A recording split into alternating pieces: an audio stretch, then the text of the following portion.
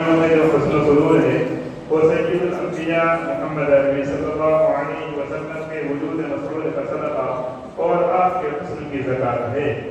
آپ کے حسن و جمال، آپ کے الفاظ کے خوشبو، آپ کے پسینے کے عطر بیزی سے عقل حیران، زبان عاجز، علم محدود، الفاظ کا دامن تنگ ہے، پھر بھی جذبہ درو سے پوچھئے ذکر محبوب صلی اللہ علیہ وسلم میں کس قدر سکون و راحت اور لذت و حلاوت ہے۔ تو آئیے نظروں کو جھکا دیجیے، ذکر محبوب صلی اللہ علیہ وسلم اپنے کانوں کو جنبش دیجیے اور ذکر مصطفیٰ سے اپنی پاکیزہ سماعتوں کو باوجود کر دیجیے۔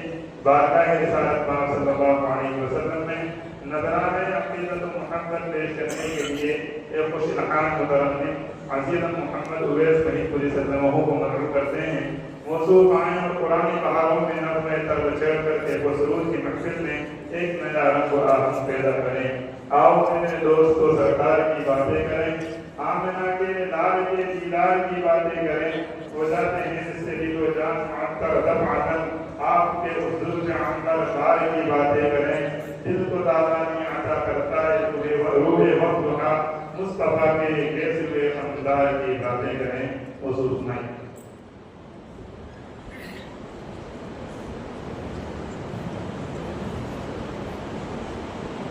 السلام علیکم ورحمۃ اللہ وبرکاتہ۔